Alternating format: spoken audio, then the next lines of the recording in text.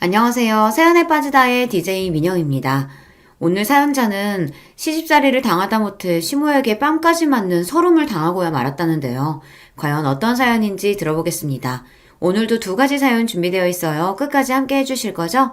그럼 오늘의 사연 바로 시작해 볼게요. 구독과 좋아요 잊지 말고 꾹 눌러주세요. 안녕하세요. 저는 40대 초반 여자입니다. 저는 지금의 남편과 1년 연애하고 결혼해서 아들이 하나 있어요. 사실 결혼하신 분들은 다들 아시겠지만 결혼한 지 10년 가까이 되다 보니 저는 요즘 사는 게 참 별거 없구나 라는 느낌이 듭니다. 저는 지지리도 가난한 집에서 태어나 평생 고생만 하며 살았어요. 그래도 저는 굳게 희망을 가지고 꿋꿋하게 살아보겠다고 안 해본 것 없이 열심히 살았습니다.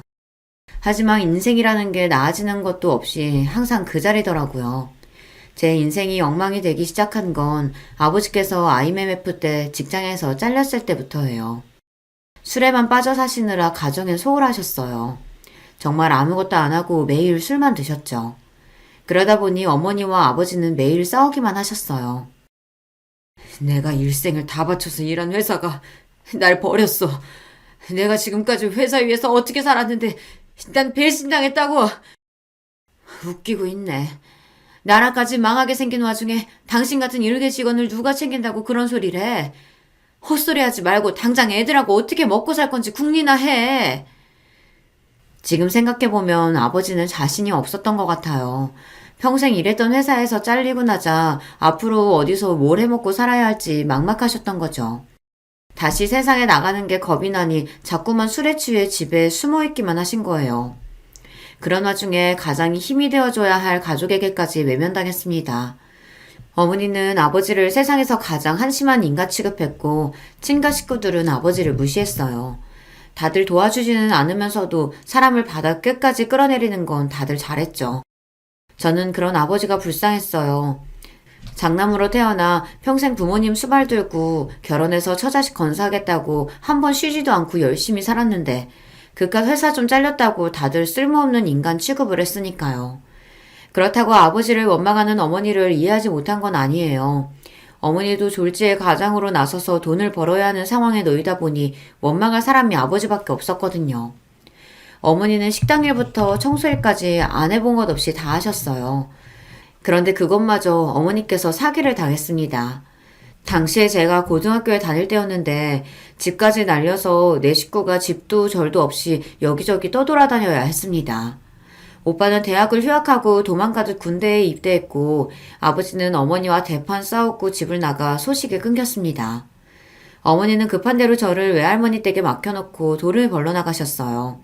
그때가 저는 아버지가 회사에서 잘렸던 때보다 더 힘들었어요. 원래도 어머니와 외할머니가 사이가 좋지 않았었는데요. 상황이 급하다 보니 어머니는 저를 외할머니에게 맡기신 거예요. 당시에 외할머니는 알코올 중독이 심했습니다. 거기다가 하루에 담배도 2갑씩 피웠어요. 외할머니는 동네에서 작은 술집을 했었는데 주인인 외할머니가 손님들보다 술을 더 많이 마셨어요. 거기다가 가게 문을 닫고 들어오면 술에 취한 채로 저에게 온갖 막말을 퍼붓습니다. 그러게 그놈 면상에 영 돈이 붙어있지 않다고 결혼하지 말라고 그렇게 말렸는데 자기가 좋다고 부모한테 허락도 안 받고 홀라당 시집가 버리더니만 이제 와서 지가 급하니까 새끼를 나한테 보내? 외할머니는 원래부터 아버지를 좋아하지 않았어요. 엄마가 결혼하겠다고 아버지를 데리고 왔을 때부터 마음에 들지 않아 결혼을 반대했답니다. 어차피 할머니도 혼자 사는데 불쌍한 소녀 좀 키워주면 어때서 그래요? 내가 할머니 밥도 차려주고 빨래도 하고 설거지까지 해주잖아요. 솔직히 할머니도 내가 있으니까 더 좋지 뭐. 외할머니에게 매일 구박을 받으며 살다 보니 언제부턴가는 저도 면역이 생겨 웬만한 말에는 상처도 잘 받지 않았습니다.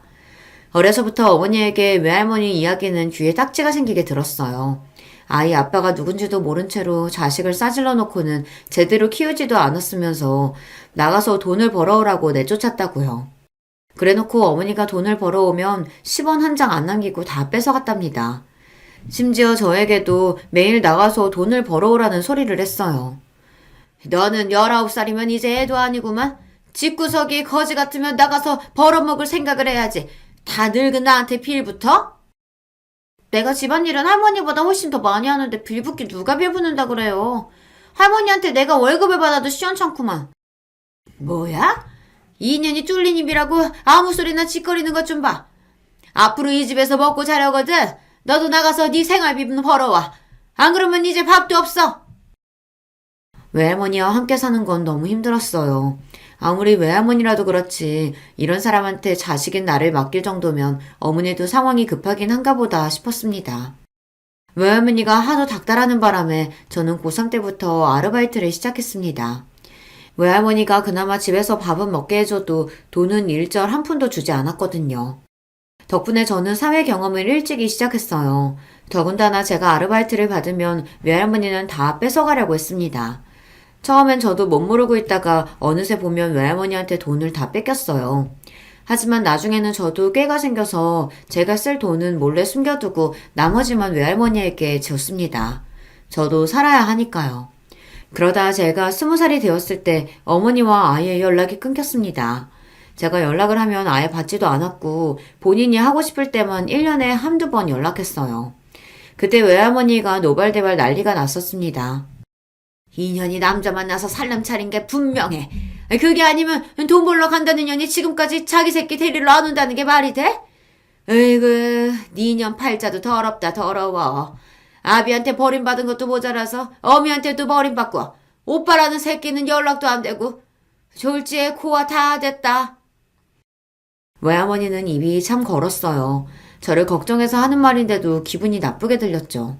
그래도 외할머니와 몇 년 살다 보니 그것도 적응이 돼서 별로 기분 나쁘지도 않았어요. 오히려 외할머니 말대로 내 팔자가 더럽긴 하다 싶었죠. 내가 고아는 무슨 고아야. 할머니가 있는데. 할머니도 나 있으니까 그나마 지금까지 덜 외롭게 살았잖아. 외할머니 앞에서는 항상 대범한 척 했지만 사실 저는 밤만 되면 불안했어요. 정말 이대로 엄마가 나를 데리러 오지 않아서 평생 이 허름한 집에서 외할머니 술 심부름이나 하며 사는 건 아닐까 싶어서요. 하지만 언제나 안 좋은 예감은 딱 들어맞았습니다. 외할머니 말이 맞았어요. 얼마 뒤 외할머니에게 엄마가 연락이 왔는데 어디서 남자를 하나 물었는지 살림을 차렸다고 하더라고요. 이쪽에 어린 자식이 하나 있어서 내가 키워줘야 돼. 그러니까 당분간은 엄마가 연락할 때까지 연락하지 마. 엄마는 참 불친절한 사람이었습니다. 무슨 말만 하면 제가 알아듣게 잘 설명해주는 법이 없었어요. 외할머니네 집에 저를 버리고 갈 때도 돈을 벌어서 온다고만 했지 언제 오겠다, 돈은 얼마씩 보내주겠다 일절 설명이 없었어요. 그런데 역시나 다른 남자가 생겨서 살림을 차렸다는 말도 저에게는 제대로 해준 적도 없으면서 그쪽에 어린 애가 있답니다. 그래서 당분간은 저에게 연락을 못한대요. 오빠랑 나 본인한테 자식이 둘이나 있으면서 자기 속으로 나온 자식은 신경도 안 쓰고 다른 사람 자식을 키워줘야 한다는 말을 저렇게 쉽게 할 수 있는지 이해가 안 됐습니다. 그 아저씨도 이상하다. 어떻게 엄마한테 어린 자식을 맡기지? 뭘 믿고? 뭐 이년아? 너 말 그따위로 할래? 암튼 그 놓친 애한테 애를 맡기는 게 아니었는데 몇 년 같이 있었다고 아주 말버릇도 그대로 닮았어. 나를 낳아준 친부모라고 해도 몇 년을 떨어져 살다 보니 우리가 가족이긴 한가, 정이 남아있긴 한가 싶었어요. 무슨 일을 당해도 무슨 소리를 들어도 더 실망할 것도 없었습니다. 할머니 말대로 팔자가 더러운 저는 부모에게도 버려졌고 형제에게도 버려졌어요. 아버지는 죽었는지 살았는지도 모를 정도로 연락이 두절됐고 돈을 벌어오겠다던 어머니는 1년에 한두 번 전화해서 돈 몇십만 원 붙여주는 게 다였어요. 오빠는 군대에 아예 말뚝을 박아 여기저기 전국을 돌아다니며 군 복무를 하는 것 같더라고요. 그렇다 보니 저에게는 외할머니밖에 없었습니다. 저에게 욕을 하든 술주정을 하든 이제 저에게 남은 사람은 외할머니뿐이었어요. 저는 집안 사정이 그렇다 보니 대학도 못 나오고 바로 취직해서 일을 했습니다. 제가 20대 초반에 외할머니께서 돌아가셨어요. 저는 외할머니가 돌아가실 때까지 그 집에서 같이 살았습니다.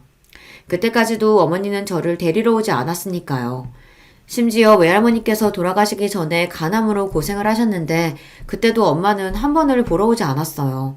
제가 병원에 모시고 가고 약도 챙겨 먹이고 하는 동안 엄마는 전화 한 통 하지 않았습니다.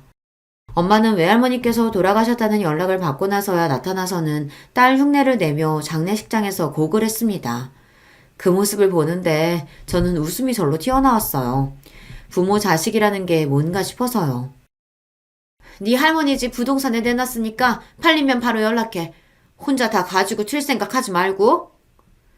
제 어머니 집은 정말 대단한 사람이에요. 그래도 몇 년 동안 제가 외할머니의 유일한 가족이자 보호자였는데 저에게 상의 한마디 하지 않고 외할머니 집을 팔아버렸어요. 저는 더는 어머니라는 사람과 상종도 하고 싶지 않아 어머니가 외할머니의 집을 팔아 준 돈 1,000만 원을 가지고 나왔습니다. 그 길로 어머니와 인연을 끊었어요. 그 전에도 어머니를 만나지 않고 살았지만 그때는 내가 어머니가 보고 싶다고 해도 어머니가 저를 보러 오지 않은 거였어요. 하지만 이제는 달랐습니다. 제가 어머니를 보지 않고 살겠다고 결정한 거니까요. 그 이후 저는 저만 생각하며 살았습니다. 20살에 건설사 사무실 격리로 시작해 10년 가까이 한 직장에서 일했습니다. 회사 회식으로 갔던 나이트에서 남편을 만나 연애하고 결혼까지 하게 됐어요. 지금 생각하면 제가 어떻게 남편을 만나 연애도 하고 결혼한 건가 신기하긴 해요. 제가 20대 때 나이트를 그렇게 많이 다녔어도 괜찮은 남자를 만난 적이 없었는데 남편은 명문대를 나와 대기업을 다니고 있었어요. 처음엔 나이트에서 만났으니 거짓말인가 싶었는데 나중에 연락처를 주고받고 낮에 만났더니 진짜 명문대 출신의 대기업 다니는 게 맞더라고요. 저와 남편은 둘 다 콩깍지가 씌어 죽고 못 살다 만난 지 1년 만에 결혼했어요. 그래도 결혼할 때 제가 모아놓은 돈이 좀 있어서 시댁에 욕먹지 않을 정도로 준비해서 결혼을 했습니다. 시댁에 부모 없이 자란 애라는 티 내고 싶지 않아 부족한 거 없이 다 준비해서 결혼했거든요. 사실 제 팔자에 지지로 고생만 하다 평생 결혼도 못하고 살 줄 알았는데 그래도 30대 초반에 남편을 만나 결혼도 하고 자식까지 낳았습니다. 이 정도면 그래도 잘 버티고 살았다 싶은데 제 인생은 그렇게 호락호락하지가 않더라고요. 시댁이 또 보통이 아니에요. 시부모님이 지방에서 꽤 크게 공장을 운영하셔서 경제적으로는 어렵지 않았습니다. 그렇다고 재벌도 아니에요. 그런데 시어머니는 제가 남편보다 여러 면에서 부족하다고 생각하셨어요. 사실 남편과 제가 결혼하겠다고 했을 때부터 저를 탐탁지 않아 하셨어요. 특히나 시어머니께서는 대놓고 저를 싫어하셨습니다. 요즘 세상에 시골 총구석에서 커도 대학은 다들 무조건 가는데 서울에서 학교 다니고 컸다는 애가 어떻게 대학을 안 나올 수가 있어? 아무리 둘이 좋아서 하는 결혼이라도 부부가 서로 조건이 너무 기울면 나중에 참고 살기 힘들어. 이건 뭐 차이가 나도 적당히 나야지. 전문대를 나왔다고 해도 허락을 할까 말까인데 으이그 어떻게 고조를 데리고 왔어? 거기다가 결혼식 때 부모도 안 부른다니? 으유 나 원참 살다 살다 별꼴을 다 보겠다. 아버지와는 연락이 끊긴 지 오래고 어머니는 연을 끊고 산 지가 몇 년인데 굳이 결혼을 한다고 연락하고 싶지 않았습니다. 그래도 저는 오빠라도 있어서 다행이다 싶었는데 시부모님은 저의 그런 사정을 이해하실 리 없었어요. 어머니 아버지 우리가 사랑해서 하는 결혼인데 대학이니 집안이니 이런 게 다 뭐가 중요해요. 우리 둘이 알콩달콩 잘 살 거니까 걱정하지 마세요. 네 어머님 아버님 제가 많이 부족하지만 그만큼 남편 내조 잘하면서 열심히 채우면서 살게요. 그때까지는 보통의 시댁이면 충분히 할 수 있는 말이라고 생각했습니다.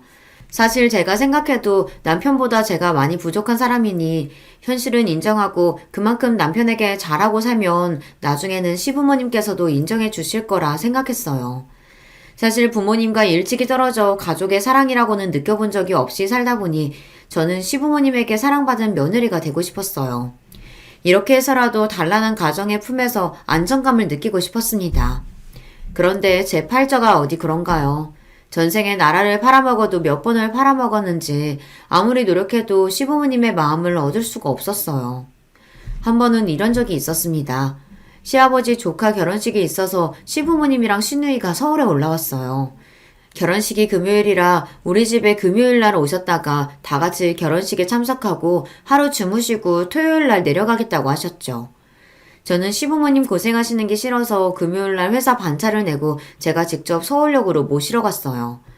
집이 서울역에서 좀 거리가 있어서 시누이랑 셋이 오시기 힘들 것 같아서요. 그런데 시부모님은 제가 하는 호의는 뭐든지 당연하다고 생각하셨고 더한 걸 바라기도 하셨어요.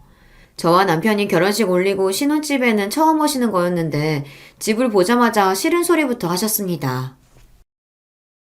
아이고, 서울이라고 좋은 집만 있는 줄 알았더니만 여긴 왜 이렇게 낡고 오래됐냐? 어째 엘리베이터도 없어. 4층까지 언제 올라가?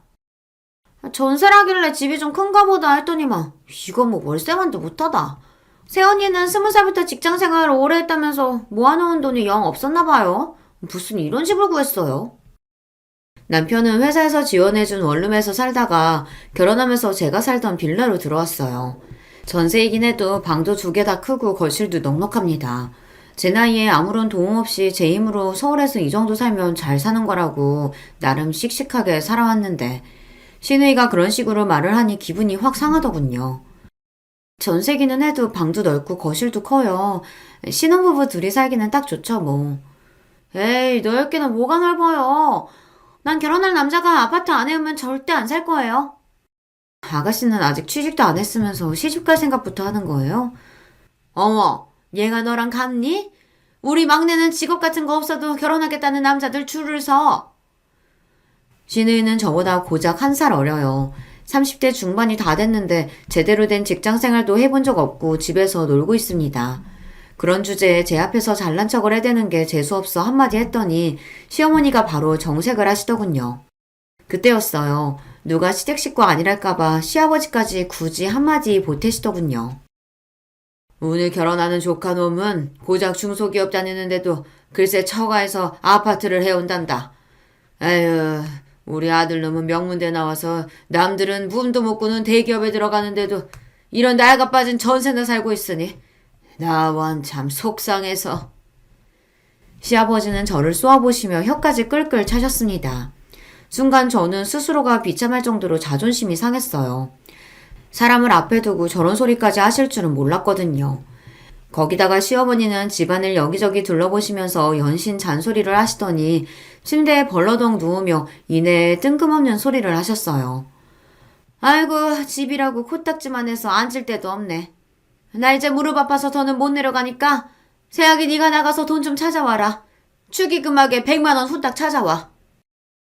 저는 오시는 길에 축의금을 안 찾아서 저에게 찾아오라는 소리인 줄 알고 알겠다고 하고 기다렸습니다. 카드든 통장이든 뭐든 주실 것 같아서요.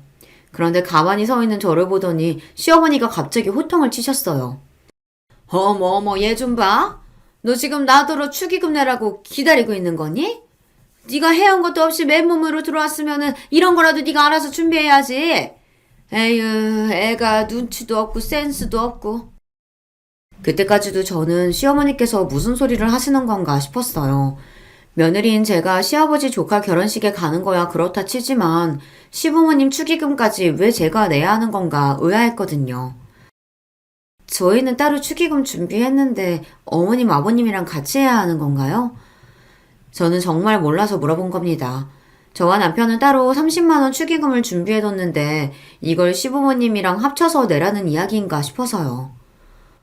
언니 정말 너무 답답하다. 왜 그렇게 말귀를 못 알아들어요? 우리 축의금도 언니가 준비하라는 거잖아요. 시누이의 말에 저는 순간 뒷덜미가 욱신거릴 정도로 황당했습니다. 그때였어요. 결혼식에 가기 위해 역시 반차를 내고 집에 돌아온 남편이 시부모님과 제 상황을 보고 분위기가 아무래도 이상하니 무슨 일이냐고 물었어요.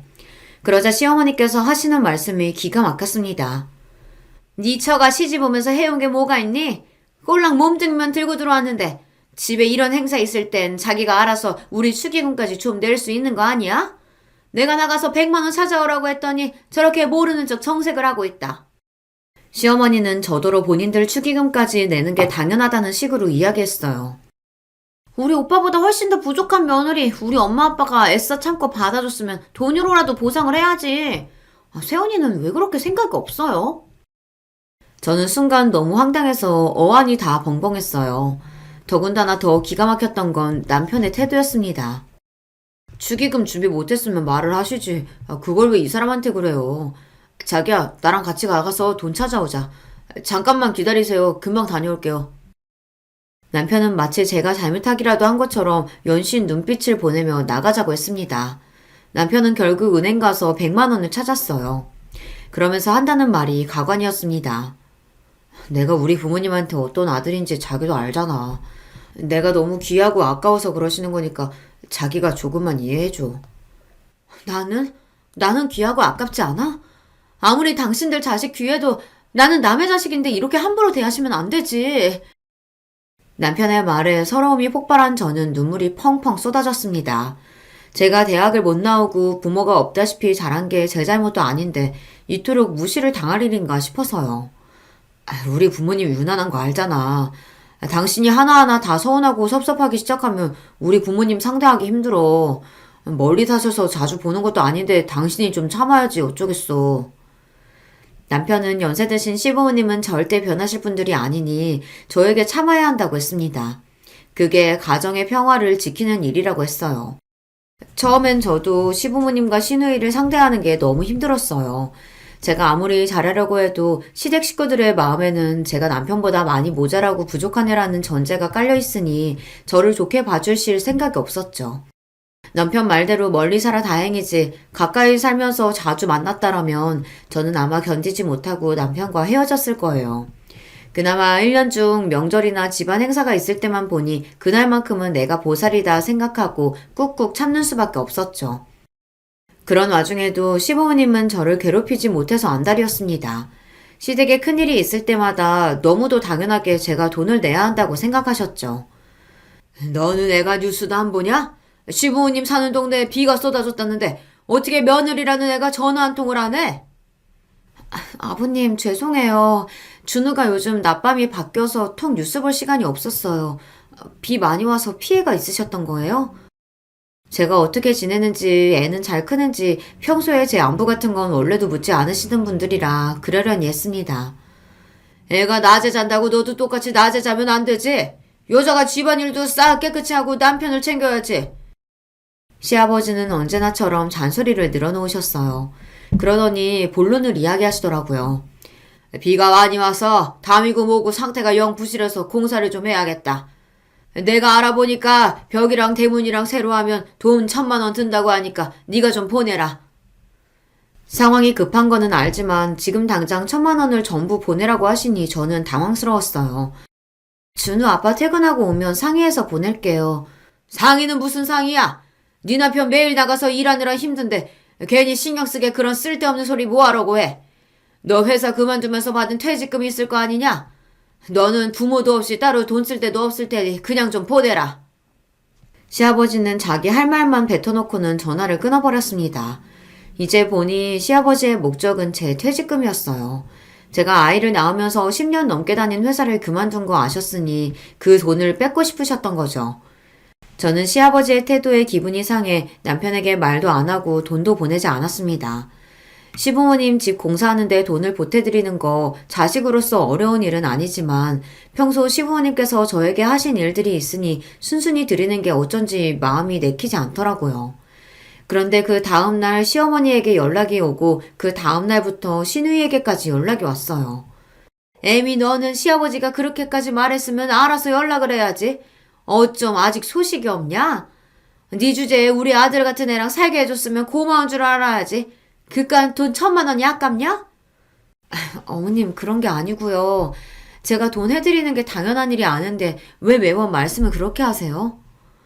시부모님의 일방적인 막말에 저도 슬슬 지쳐갔습니다. 바쁜 남편을 대신해 매일 혼자 독박 육아하는 거로도 심신이 지쳐있는 상태였는데 시부모님에게까지 그런 소리를 들으니 저도 참기 힘들더라고요. 됐다 됐어.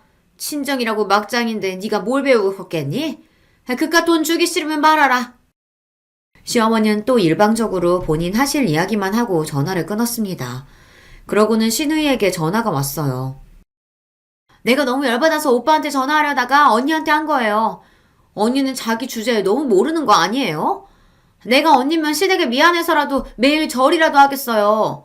근데 꼭 그렇게 우리 집에 돈 필요한 일 있을 때마다 모르는 척 얄밉게 굴어야겠어요? 결혼하고 저는 사람들 들들 볶는다는 게 뭔지 너무 뼈저리게 느꼈습니다. 저희 시댁이 딱 그래요. 차라리 대놓고 싫다, 밉다, 욕을 하면 똑같이 갚아줄 텐데 사람을 은근슬쩍 무시하고 하대하면서 제가 하는 행동이 잘못됐고 본인들 말이 맞다는 식으로 몰아가니 사람이 미치겠더군요. 셋이 작정하고 사람 하나를 이상하게 만드니 너무 힘들었어요. 시간이 갈수록 그런 일들이 잦아지니 저와 남편 사이에도 오해가 생기고 분열이 생겼습니다. 아버지랑 어머니가 집 공사해야 한다고 여러 번 연락하셨다는데 당신은 왜 나한테 말도 안 했어? 남편은 시부모님 말만 듣고 저에게 싫은 소리를 늘어놨어요. 그럴 때면 저도 시부모님과 시누이에게 당한 게 있으니 말이 좋게 나오질 않았죠. 어머님 아버님께 돈 드리기 싫으니까 말 안 했지. 내가 좋게 좋게 마음먹고 좀 도와드리고 싶어도 어머님 아버님 아가씨까지 다들 사람을 무시하고 막말하는데 질려서 나도 더는 해드리고 싶지 않아. 알겠어. 나도 중간에서 정말 지친다. 내가 알아서 할 테니까 당신은 신경 꺼. 남편은 싸우는 걸 제일 싫어하는 사람이에요. 그러다 보니 제가 시댁 식구들과 문제가 생기면 언제나 대충 넘어가자는 식이었습니다. 신혼 때랑 똑같아요. 시부모님이 저에게 잘못했어도 며느리인 제가 참아야 한다고 생각했어요. 거기서 내가 더 나아가 화를 내면 남편은 듣기 싫다는 듯 자리를 피했죠. 그렇게 몇 년을 참고 살았습니다. 남편도 항상 시댁 이야기가 나오면 예민하고 화를 내는 저를 참아줬다고 생각하겠지만 저는 매일 대놓고 저를 무시하는 시댁 식구들 사이에서 버티며 견뎌야 했어요. 그러던 어느 날이었습니다. 시누이가 결혼한다고 날짜를 잡았더라고요. 성격도 지랄맞고 인성도 바닥이라 시집은 절대 못 갈 줄 알았는데 그래도 어디서 눈먼 놈 하나 잡았는지 결혼을 하기는 한다더군요. 저와 시누이 사이가 별로라고 해도 남편에게는 하나밖에 없는 동생이니 결혼식 때 뭘 해주면 좋을까 고민하다가 이것저것 고민해봐도 돈이 제일 나을 것 같아 현금으로 300만 원을 주기로 했습니다. 저와 남편 형편에는 최대한 많이 생각한 금액이었어요. 그런데 저는 시어머니에게 생각지도 못한 일을 당하고야 말았습니다. 시댁에 일이 있어서 내려갔다가 남편과 시어머니와 함께 저녁 식사를 했어요. 그 자리에서 시누이 결혼식 이야기가 나와 저희는 축의금으로 300만 원을 하겠다고 했더니 순식간에 분위기가 이상해졌습니다. 300만 원이라는 금액이 시어머니께서 생각하시기엔 적다고 생각하셨는지 인상을 확 구기시더라고요. 제가 시어머니의 평소 성격을 몰랐다면 그냥 넘겼을 텐데 아무래도 돈 문제에 있어서 예민하신 분이라는 걸 누구보다 잘 알다 보니 설명이 필요할 것 같았어요. 그래서 저와 남편 상황을 말씀드리려고 했습니다.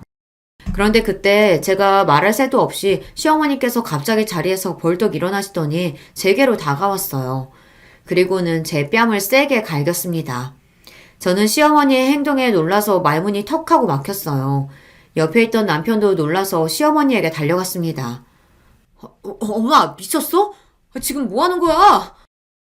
내가 내 아들을 아는데 애가 하나뿐인 동생 시집 가는데 절대 300만 원 할 애가 아니다.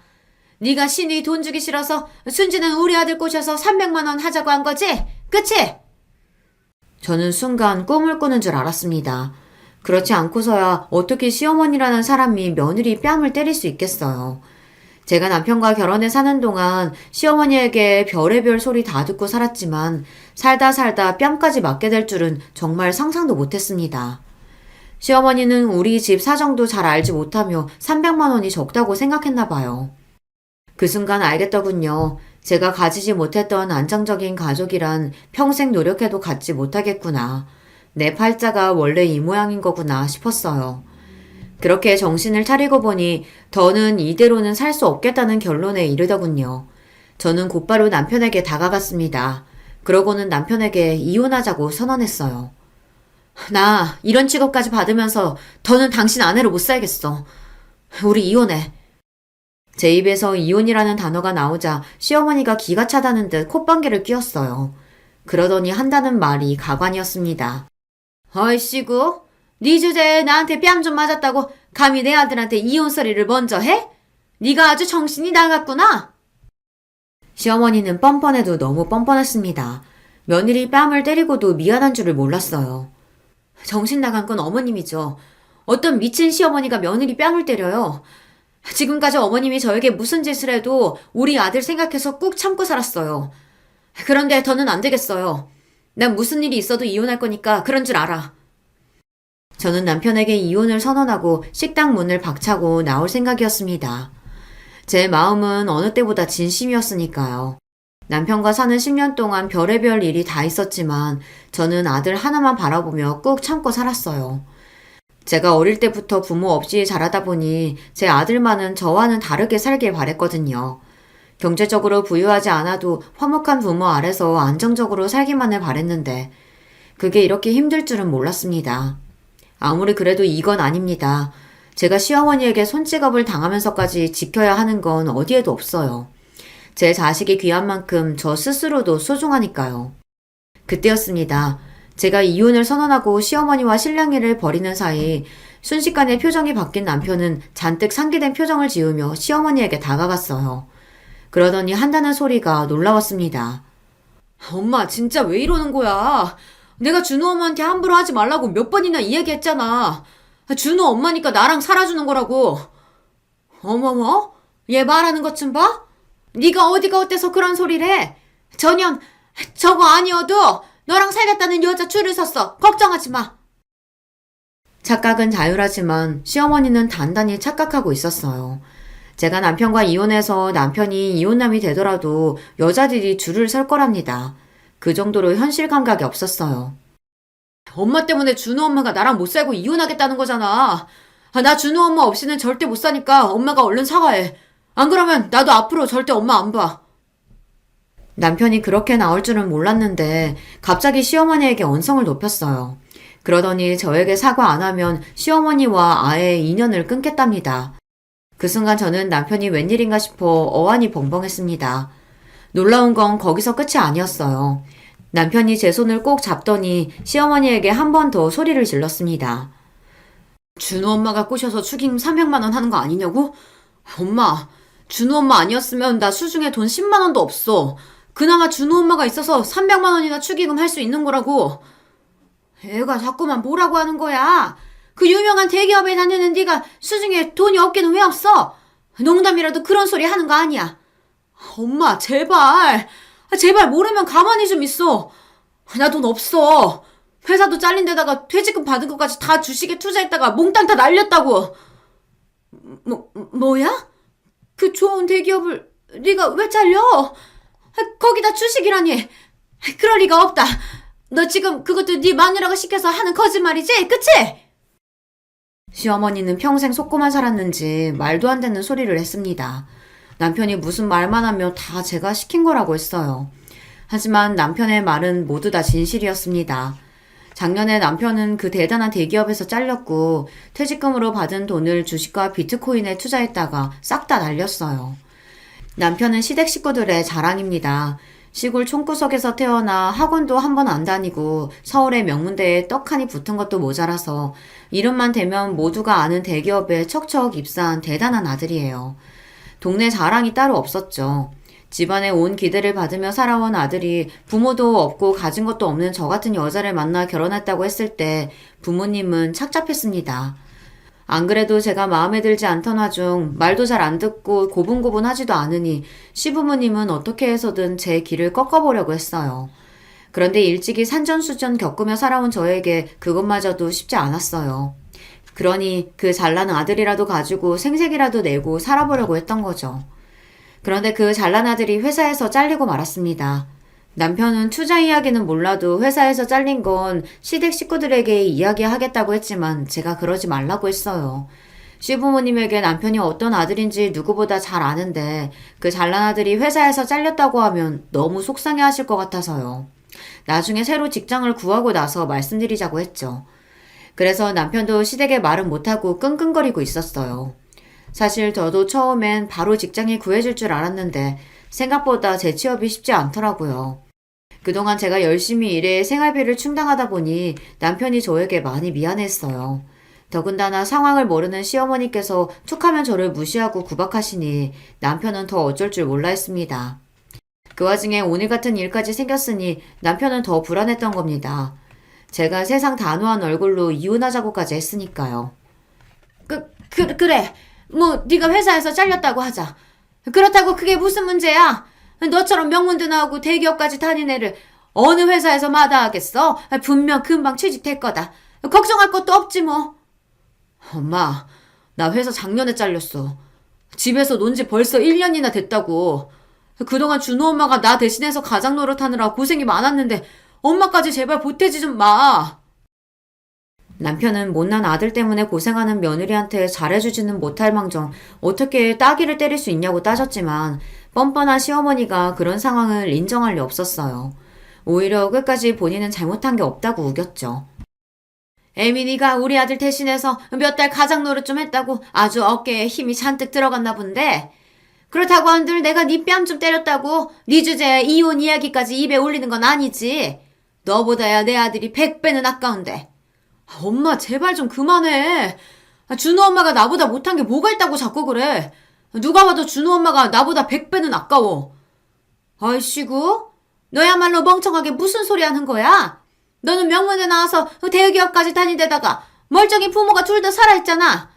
근데 네 마누라 봐라. 고졸인 것도 기가 막혀 죽겠는데 부모라고는 죽었는지 살았는지도 모른다잖아. 어디서 굴러먹다가 왔는지 알게 뭐니? 또 저 소리였습니다.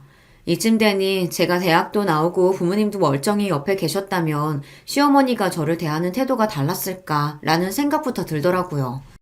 저는 똑같이 김진하고 똑같이 남편의 아내인데 제가 좀 부족하다고 해서 이런 소리까지 들으며 사는 게 맞는 건가 싶어서요. 시어머니는 어디서 못되게 말하는 법을 배우기라도 하는 건지 말을 밉살맞게 참 잘합니다. 말만 잘하면 뭐해요. 눈치가 없는걸요. 준호 엄마가 부모가 없기는 왜 없어. 준호 엄마 멀쩡히 어머님 아버님 다 계셔. 얼굴 안 보고 산다고 없는 거 아닌데 왜 자꾸 그런 식으로 이야기를 해. 아이고 싸질러 낳기만 한다고 부모니? 자식을 책임지고 키워야 부모지. 저거 봐라. 애가 부모한테 보고 배운 게 없으니 자식도 있는 애가 저렇게 이혼 얘기를 쉽게 하지. 시어머니의 막말에 순간 간신히 붙잡고 있던 이성이 빠지지 끊어지고야 말았습니다. 저는 잔뜩 화가 난 얼굴로 씩씩거리며 시어머니의 코 앞까지 다가갔어요. 어머님은 자식을 그렇게 잘 키워서 딸녀는 평생 직업도 없는 백수로 키우고 아들놈은 돈만 있으면 주식이다 비트코인이다 그렇게 넣어서 다 날려먹는 망나니로 키우셨어요? 뭐? 놈? 너 지금 말 다 했어? 이게 애미애비한테 버려져서 큰 게 불쌍해서 받아줬더니만 너 말 다 했어? 시어머니가 제가 불쌍해서 받아줬다는 소리를 듣는데 정말 기가 막혀서 웃음이 다 나오더군요. 받아주긴 개뿔. 그리고 우리 부모님 나 안 버렸거든? 우리 아버지 아니었으면 우리 지금 이렇게 살지도 못해요. 아버지? 너한테 무슨 아버지가 있다 그래? 너 고아나 다름없는 애잖아. 고아라니 엄마 말 좀 조심해요. 얼마 전에 장인어른께서 우리 찾아오셨어. 그동안 연락 못해서 미안하다고. 준호 엄마랑 연락 못하고 지낸 세월 동안 장인어른이 안 해본 거 없이 고생하시다 자수성가하셔서 글쎄 서울에 건물이 2개나 있대. 이번에 나 회사 잘리고 돈도 다 날려서 전세금 올려줄 돈도 없었는데 장인어른이 바로 주셨다니까? 뭐야? 건물이 2개? 너 그게 사실이야? 정말 너희 장인이 나타났냐고? 남편의 말은 다 사실입니다. 얼마 전 아버지가 제 앞에 나타나셨어요.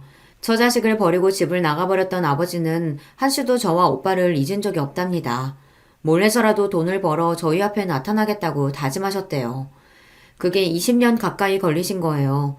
20년이라는 긴 기간 동안 아버지는 하루도 쉬지 않고 열심히 일했답니다.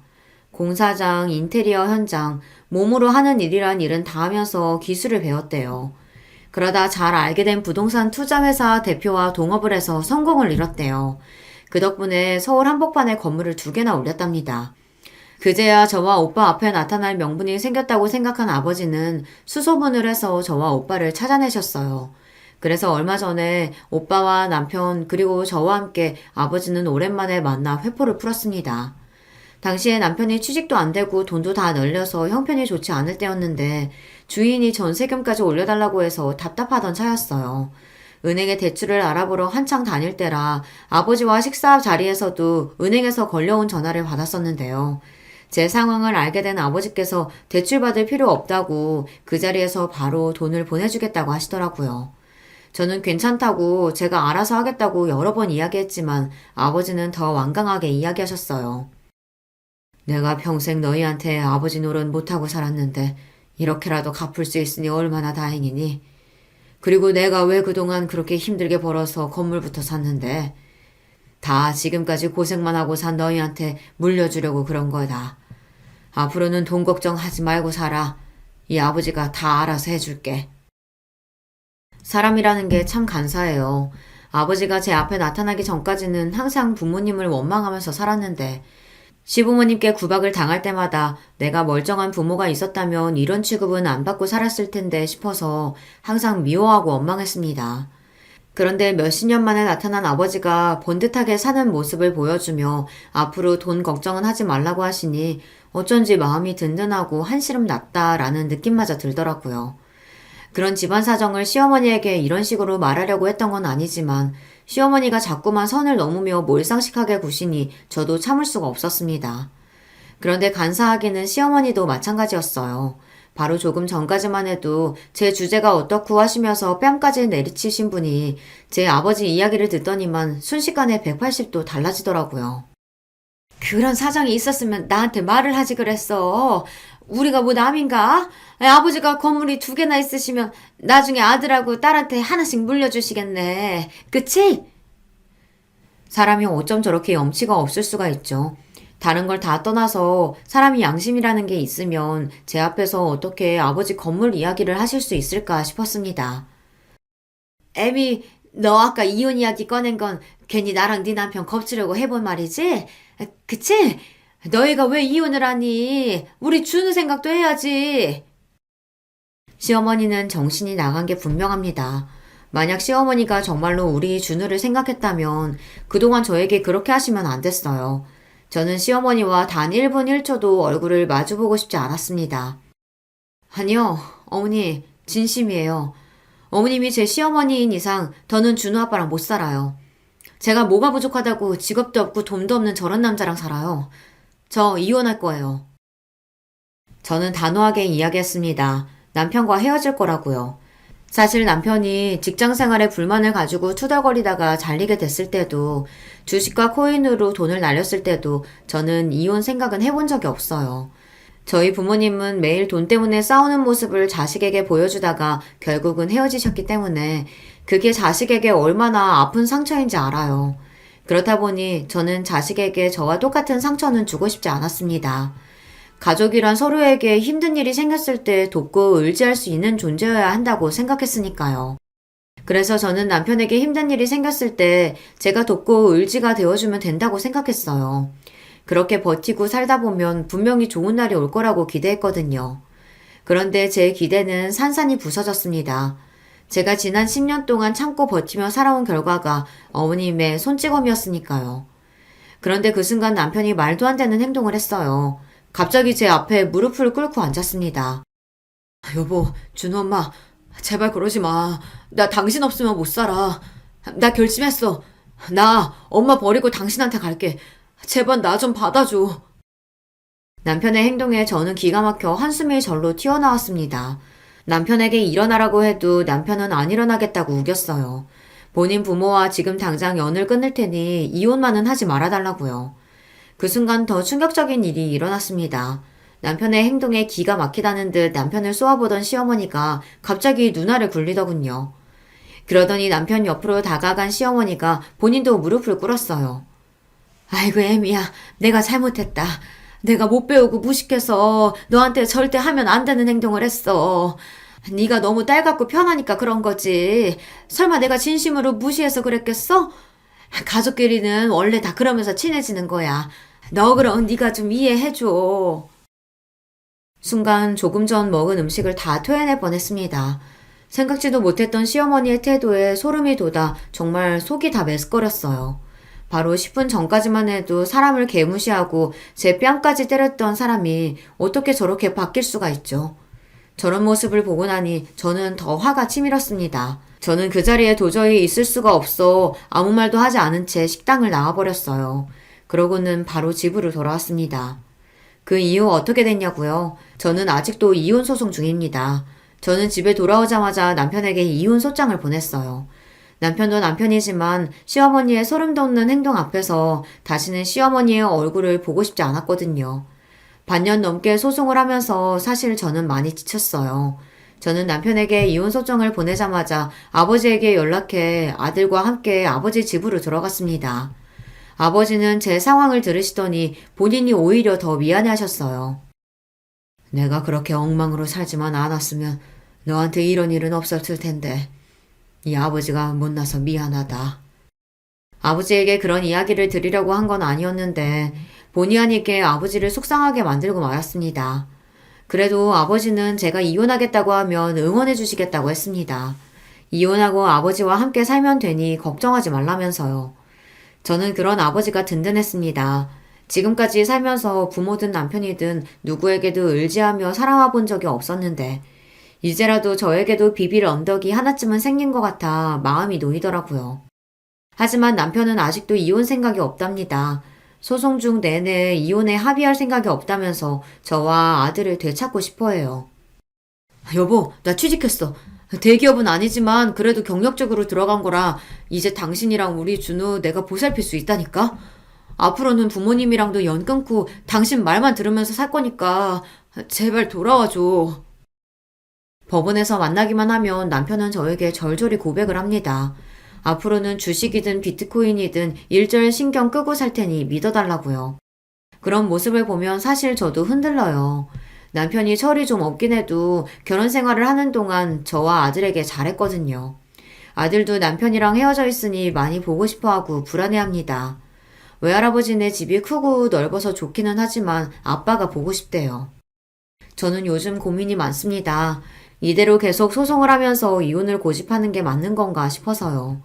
남편이 시부모님이랑 인연을 끊고 저와 살겠다고 하는 말을 믿고 사는 게 맞는 걸까요?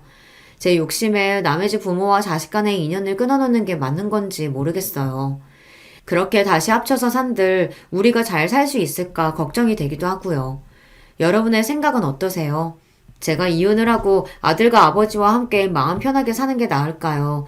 아니면 시부모님과 연을 끊고 남편과 다시 합치는 게 나은 선택일까요? 저는 아직도 결정하지 못했습니다. 저도 제가 이렇게 우유부단한 인간인지 몰랐어요. 여러분의 생각은 어떠신지 댓글로 남겨주시면 하나하나 확인해서 읽어보고 참고하도록 하겠습니다. 저의 막장 인생 이야기 끝까지 들어주셔서 너무 감사해요.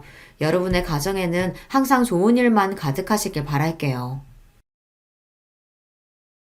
거의 매일 같이 잘 듣고 있는 채널이지만 인사를 드려보는 건 처음이네요.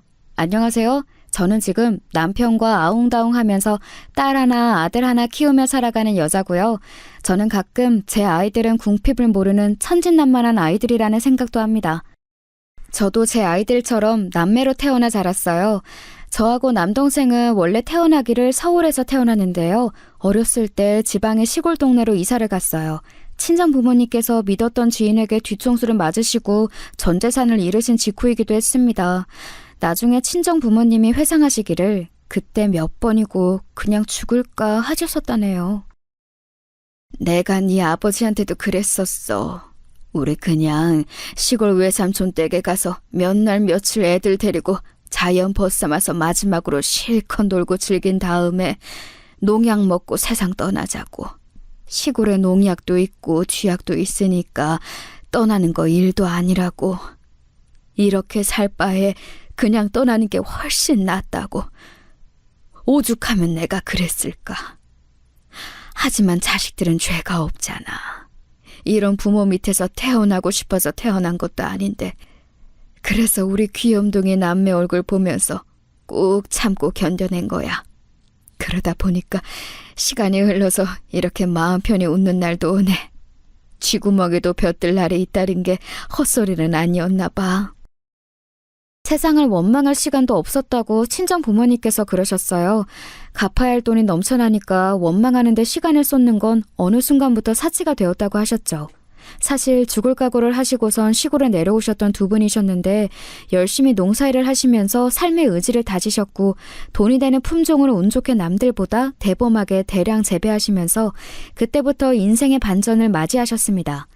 친정엄마의 외삼촌 되시는 분께서는 그 시골 동네에서만 평생을 사신 분이셨는데 일찍 사별을 겪으신 이후로 재혼을 하지 않으셨고 자식도 없으셨죠. 돌아가시기 전에 친정엄마께 재산을 물려주겠다는 뜻을 밝히셨습니다. 갖고 계셨던 농사 짓는 땅 조금이라고 모두가 생각했었어요. 그런데 알고 보니까 옆 지역에 따로 땅을 가지고 계셨던 거예요. 말씀을 안 하셔서 아무도 그때까지 몰랐습니다. 저희 가족의 몫이 된 그 땅은 몇 년 후 개발이라는 수지를 맞이하여 엄청난 재산을 저희에게 선사해 주었고요. 이게 대체 어떻게 된 일인가 싶어서 저희 가족은 어리둥절했었네요. 항상 시골 밥상을 차려 먹었던 저희 가족이었는데 엄청난 거금이 들어온 이후로 처음 족발을 사왔습니다. 그때 소주 한 병을 다 비우신 친정엄마께서 눈물과 함께 고백하셨던 거예요. 사실 옛날에 죽으려고 했다고요.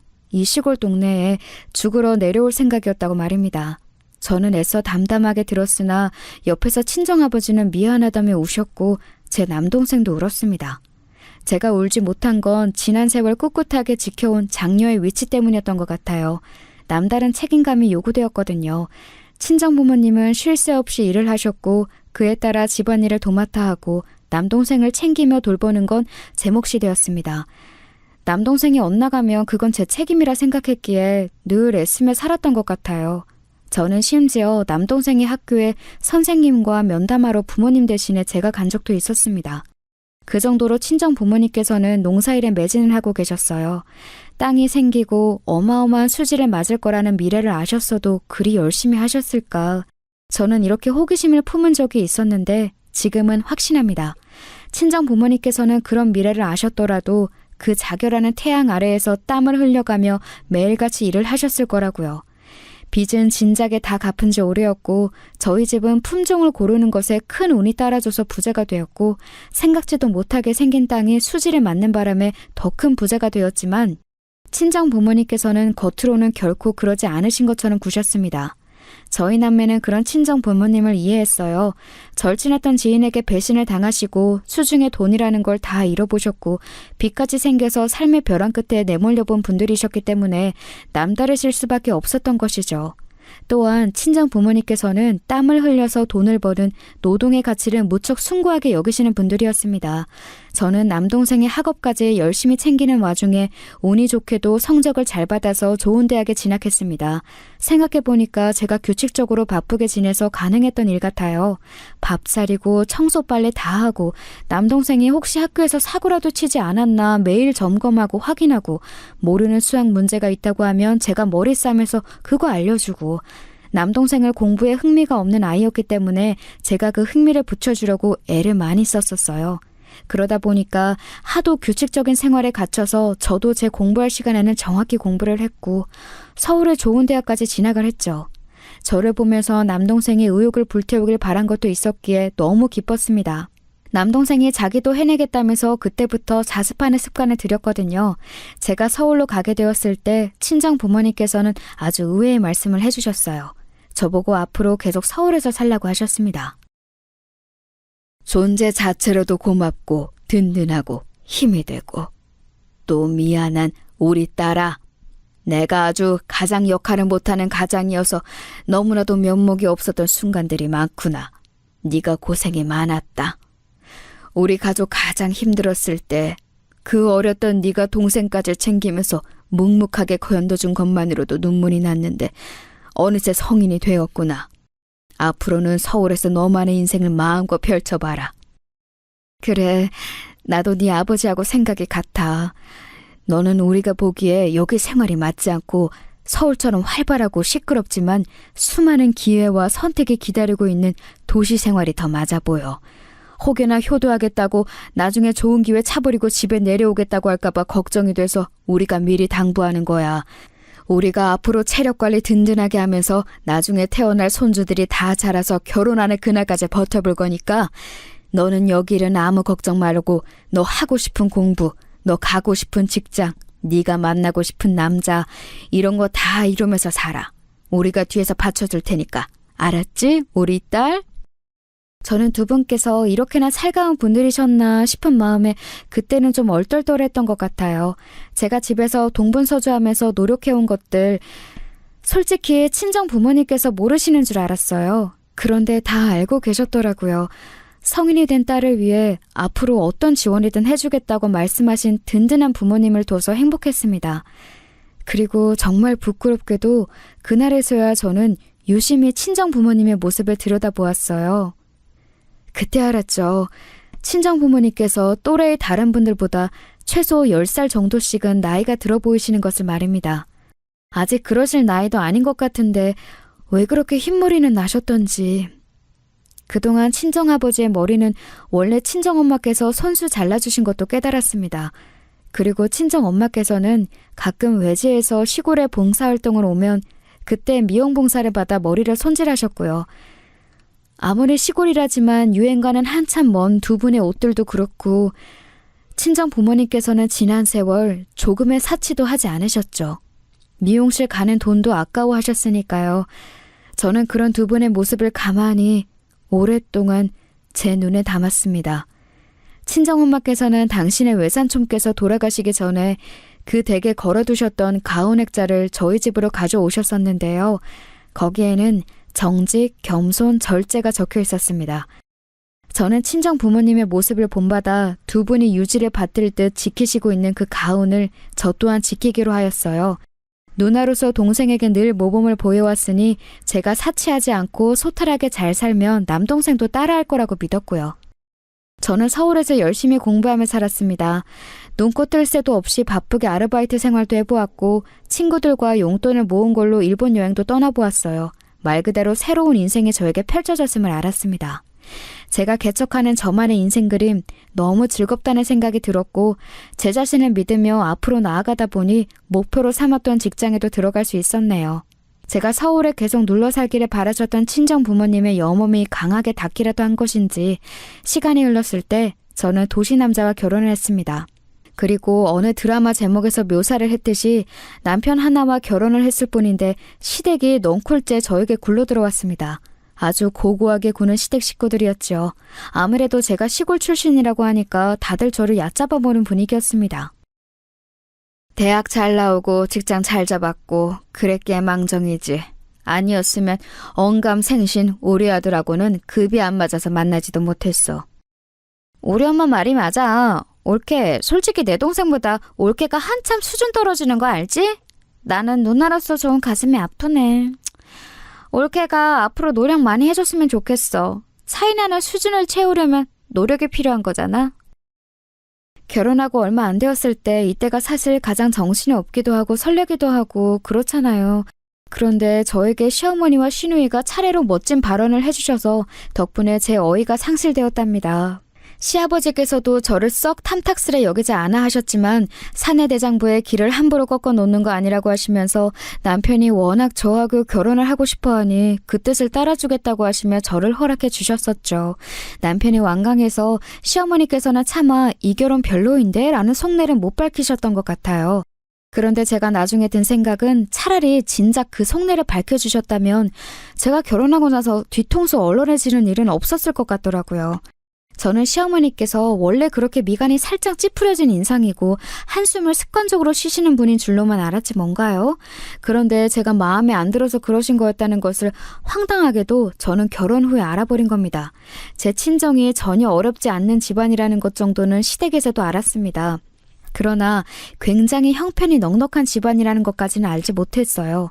결혼 과정이 얼렁뚱땅 흘러버리는 바람에 제가 굳이 공개할 이유를 찾지 못했고 제가 일구어낸 저의 결과물인 재산이 아니니까 자랑스레 떠드는 것은 말도 안 된다고 생각했기도 했었어요.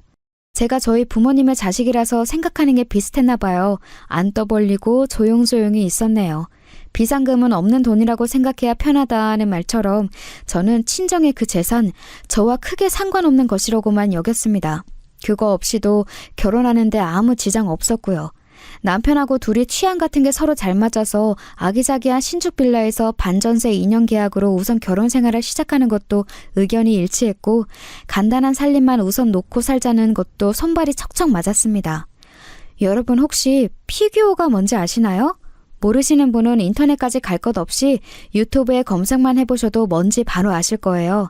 남편의 유일한 취미는 피규어 수집이었습니다. 그 작디 작은 게 어찌나 비싸던지 남편은 작지만 사치스러운 취미 그것 하나만 충족되면 다른 것은 허접해도 상관없다고 여기는 남자였어요. 그래서 저와 아기자기한 시작을 할 수 있었던 것 같아요.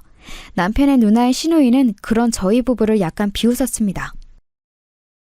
아휴, 내가 대학생 때 친구하고 자취했던 집이 딱 그 수준이었는데 두 사람 너무 동네 위치만 따진 거 아니야? 집이 멋지지가 않잖아. 사람들 데려와서 구경도 시켜주고 자랑도 하고 좀 그래야 재미가 있는 건데. 신혼집이 너무 격떨어져서 웃기기도 하고 안타깝기도 하고. 나는 아무튼 좀 그래. 객관적으로 그 신혼집 절대로 격떨어지지 않았어요. 끝내주는 위치 최상급인 건물의 상태, 주변의 시설들도 아주 좋았고요. 그러니까 신우이는 그냥 저희 부부를 비꾸면서 내가 더 잘났다고 자랑질을 하고 싶은 것에 지나지 않았죠.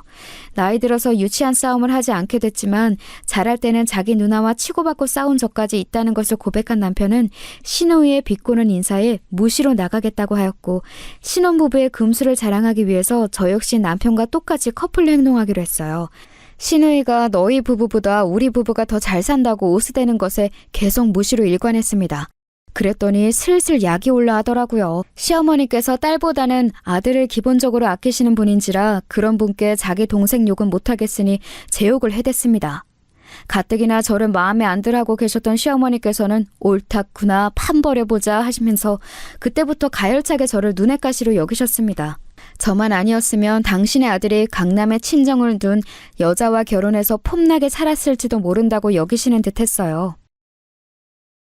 아휴, 어디 경기도 시골도 아니고 경상도에서도 깡시골인 동네가 웬 말이니? 우리 집은 시골과 연을 두는 건 반길 일이 없는 집이야. 농작물이고 뭐고 죄다 마트에서 사다 먹는데 무슨 콩고물 떨어지는 걸 기대하겠어? 지저분하게 시골 농작물이라도 받을 생각을 하니까 소름이 돋으려고 하네. 아휴, 마트에서 사다 먹는 게 깔끔하고 좋아. 시어머니께서 그런 혼잣말을 크게 제 옆에서 하셨을 때 저는 하마터면 어머님 누가 여쭤봤나요? 라고 외칠 뻔했습니다. 아무도 안 궁금해한 내용을 혼자 떠드시는 저희가 무엇인지 굳이 알고 싶지는 않았네요. 저는 남편과 깨를 볶는 신혼생활을 하고 있었으므로 주말에 불려간 시댁에서 고된 설거지에 당첨돼도 별로 불만은 없었네요. 남편은 처음부터 계속 요지부동 오로지 저희 편이었으니까요. 남편이 저에게 제발 결혼해달라며 졸라댄 것은 저를 얕잡아보는 이인조, 시어머니와 시누이도 차마 부정 못하는 사실이었습니다. 참고로 남편은 서울 토박이에요. 저하고 연애할 때 부산은 시골 아니야? 라고 했다가 저에게 등짝을 맞은 적이 있습니다. 그래서 제가 남편을 데리고 부산 여행을 갔었죠. 해운대를 직접 가보니 너무 즐거워하던 남편을 데리고 대구에 가서 각종 먹거리들도 맛보여 주었고요. 어느 때에는 전라도에 내려가서 멋들어진 자연 관광지를 쫙 돌았습니다. 그랬더니 지방 여행에 남편이 눈이 확 트인 거예요. 모르고 살았는데 나는 이런 거를 너무 좋아하는 것 같아. 너랑 살면서 평생 이런저런 곳 구경하고 놀러다니면서 살고 싶어. 어느 날 남편이 유독 수줍은 기색으로 저에게 그런 말을 했을 때 처음 알았었죠. 이 남자가 저와 결혼을 하고 싶어 한다는 건 말입니다. 제가 명색의 시골 출신이기 때문에 남다르기는 했습니다. 남편의 길을 걷다가 와, 로즈마리가 있네? 허브가 길가에 막 놀렸어. 이랬을 때 제가 알려주었죠. 자기야, 그건 쑥이야. 냄새를 맡아보면 알잖아. 그랬더니 남편이 화들짝 놀라더군요. 어느 날은 해산 분홍 색감의 꽃을 보면서 색이 신비롭다. 이런 특이한 꽃은 이름이 뭘까? 라고 하길래 제가 고민하다 정답을 알려주었습니다. 자기야, 그거 장미야. 장미가 빨간 장미, 흰 장미만 있는 게 아니라서 그런 것도 장미과에 속해. 그때 남편의 눈이 튀어나오려고 했었죠. 그 정도로 남편은 자연이라든지 아무튼 그런 것에 문외한이었어요. 저하고 다니는 걸 무척 즐거워한 이유였죠. 남편은 멀리 여행이라고 해봤자 학교 방학 때 자기 사촌들이 살고 있는 독일에 다녀오는 게 전부였고 군대 가기 전에 미국 여행을 2주 다녀온 게 큰일이라고 했습니다. 아, 독일에 친척 좀 산다는 것이 시댁의 주된 자랑거리이기도 했네요. 남편은 계속 공부만 하느라 바쁜 인생을 살아온 사람이었어요. 집안의 기대에 압박을 너무 많이 받아온 거였죠. 학교와 학원만 오가면서 학창시절을 다 보냈고 대학교 때는 좋은 직장을 목표로 하느라 정신이 없었고요. 집안에 대들보인 아들이 해내야 한다고 시부모님께서 하도 그러셔서 남편은 그것에만 집중하며 살아왔다고 합니다. 괜찮은 직장에 들어가서 자리를 잡고 나니까 내 인생은 뭘까? 이 다음에는 이제 뭘 해야 할까 고민이 되었고 그때 저를 만나면서 인생의 활력을 새로 찾은 거였어요. 남편이 결혼만큼은 자기 뜻대로 꼭 밀어붙인 게 그 때문이었고요. 결혼 후에 저를 여러모로 못마땅해 하시는 심정을 드러내신 시어머니께서는 어느 날 제 학력을 가지고도 걸고 넘어지셨는데요. 그건 제 학력이 부족해서가 아니었습니다. 너를 보면 시골은 확실히 대학 가기가 쉽고 유리한 것 같구나. 네가 어떻게 우리 아들하고 같은 대학을 갈 수가 있었을까?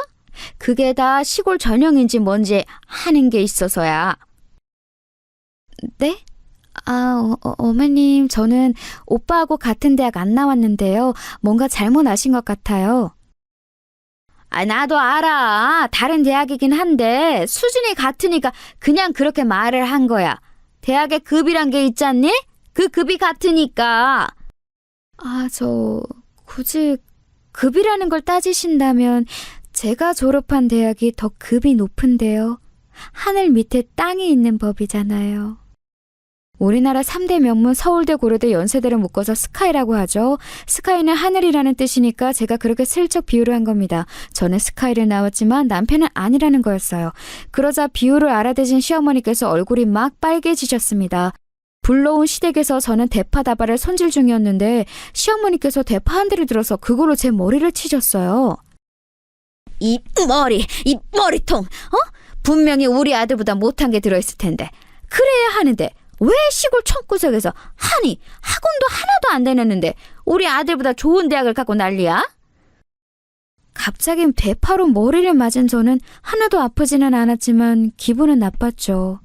그러나 시어머니께서 잔뜩 약이 오르신 얼굴을 하고 계셨기 때문에 저는 따지지 않고 그냥 가만히 있었습니다. 사실 하늘 밑에 땅이라는 비유도 참고 가만히 있을 수 있었는데요. 저를 얕잡아 보시는 게 너무 속이 상했던 나머지 입에서 막 튀어나가 버린 것이었네요. 어쨌든 대파로 맞고도 가만히 참았건만 시어머니께서는 그날 이후로 저를 야근년이라고 하셨습니다. 저에게 대놓고 그리 부르지는 않으셨지만 제가 그걸 어떻게 알았는가 하면 시누이가 말해줘서 알았습니다. 우리 엄마가 옳게 보고 자꾸 야근년이라고 하면서 말씀을 하시는데 내가 다 미안해 옳게. 우리 엄마가 좀 기분 파여서 그래. 기분 풀어지면 다시 호칭 원상복구 될 테니까 걱정하지 마. 맞다. 원래 호칭은 근데 뭐였지? 야근년 말고 시골년? 이거였나? 네. 형님은 저에게 별걸 다 알려주시네요. 친근감의 표시라고 생각하고 좋게 받아들일게요. 당연히 좋게 받아들여야지. 나쁘게 받아들인다는 선택지도 있었던 거야? 옳게 시골 순박한 여자인 줄 알았는데 우리 엄마의 눈썰미대로 야근년이 맞나 봐. 황당하게 얄미운 소리를 하면서 사람 속을 긁어놓는 시누이는 저와 처음 보는 자리에서도 범상치 않은 면모를 보인 바 있는 사람이었습니다. 그때 저에게 했던 말이 뭐였더라? 자기는 백화점 말고 다른 곳에서도 쇼핑이 가능하다는 걸 안 지 몇 년 안 되었다고 했던가? 뭐 대충 그런 소리를 하면서 저보고 시골에도 선크림이 있는 건지 살이 별로 안 탄 것 같다고 했었죠. 제가 대학을 서울로 와서 그 이후로 계속 주로 서울에 살았건만 웬 시골 선크림 이야기인가요? 백화점 말고 다른 데가 있는 줄 몰랐다는 건 자기가 우물안 개구리라고 광고하는 꼴처럼 보였습니다. 너무 기가 막혔는데 그게 다 의스대는 것이라는 것을 알고는 그냥 적당히 맞춰줬습니다. 자기는 서울도시 깍쟁이 여자이고 없이 살아온 적 없는 집 자식이고 결혼 잘해서 돈 잘 버는 남편 둔 사람이라는 걸 저에게 과시하고 싶어 했어요. 시누이의 남편, 그러니까 제 시매부는 장사를 하는 사람이었습니다. 당시에 젊은 사람들에게 엄청 인기 많았던 카페, 그리고 일본식 덮밥 식당을 동시에 운영하는 수완 있는 사업가로 볼 수 있었죠. 카페와 식당이 한 건물에 있었기 때문에 가게들의 상황을 면밀히 체크하면서 시매부가 관리를 잘했습니다. 기본적으로 그 건물 위치가 서울 강남 한복판이라는 게 엄청났고요. 사위 잘 두었다고 시부모님께서 어깨에 힘이 들어가 계셨음은 뻔한 일이었습니다. 네가 광고하는 것 같아서 새삼 알려주는 건데 내가 바로 강남에서 잘 나가는 사업장을 둔 성공한 젊은 사업가의 장모 되는 사람이야. 너는 이런 의미가 대관절 뭔지는 알겠니? 네? 좋은 의미 아닐까요? 저도 덕분에 가서 덮밥 먹어보고 카페 음료도 마셔봤는데요. 맛도 훌륭하지만 인테리어를 감각적으로 잘 해놔서 인기가 많은 것 같았어요.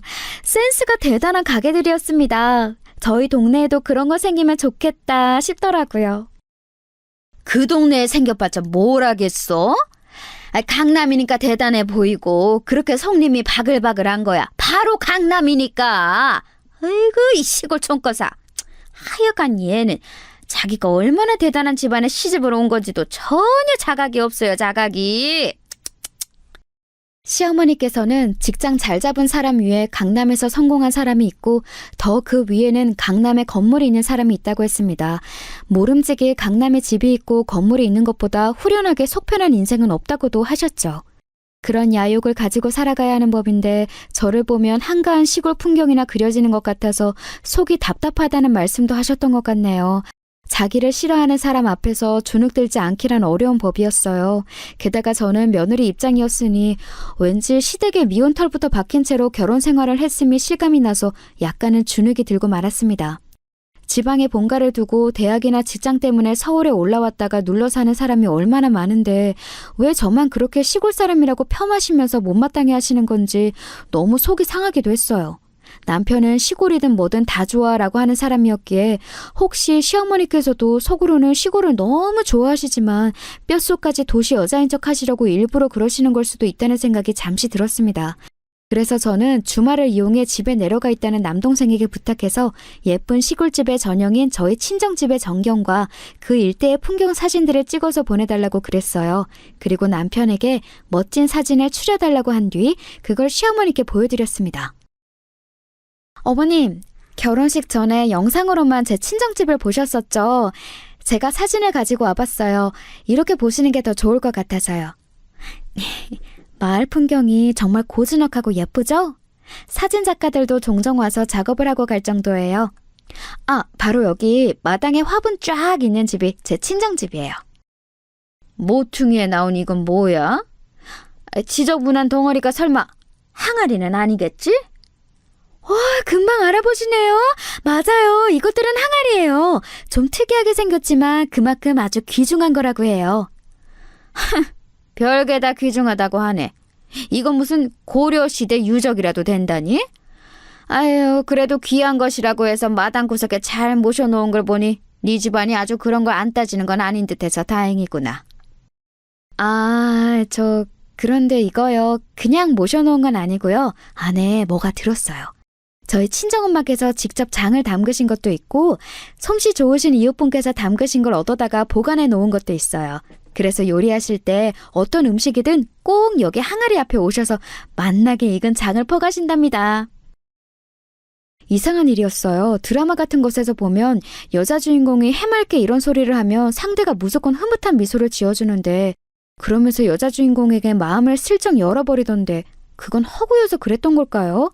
저는 그 이전보다 훨씬 싸늘하게 식은 시어머니의 눈초리를 받고서 조용히 고개를 떨고야 했습니다. 사진들을 착소리가 나게 시댁의 테이블 위로 던지신 시어머니께서 그러셨어요.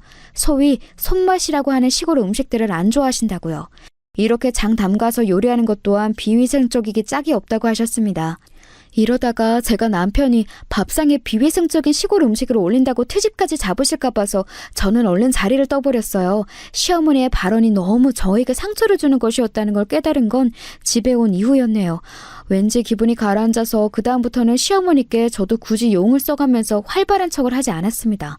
떡줄 사람은 생각도 안 하는데 저 혼자 헛짓거리를 한 것 같아서였죠. 그러던 어느 날 친정엄마와 통화를 하고 있었는데요. 제 남동생이 그때는 아직 제 올케하고 결혼을 하기 전이었는데 마침 저희 친정 부모님 댁으로 찾아가 인사를 드린 시기였습니다. 시골 동네 근처로 드라이브도 할 겸 데이트를 나왔다가 친정 부모님 댁에 겸사겸사 들리게 됐다고 남동생과 올케가 그때 그런 핑계를 댔었다네요. 그러면서 은근히 친정 부모님께 올케가 눈도장을 찍고 인사를 드렸던 거예요. 참고로 올케는 충청도와 아주 가까운 경기도 남부에서 태어나 평생을 살아온 그쪽 토박이었습니다. 한적한 지역에서 살아온 사람이라 그런가 사람이 아주 유순하고 융통성 있고 약간의 넉살도 있고 좀 그런 편이었어요. 친정 부모님은 남동생과 올케에게 당연히 왔는데 그냥 갈 수는 없다면서 밥이라도 한술 뜨고 가라며 얼른 집에 있던 반찬하고 밥상을 차려주셨는데요. 올케가 이때 밥을 정말 맛있게 잘 먹었었나 봐요. 시골에서 직접 길러서 만든 반찬은 돈 주고 못 사 먹는다는 말을 하면서 밥을 잘 먹었는데 그 모습을 보면서 친정엄마께서는 가슴 뭉클하셨다고 합니다.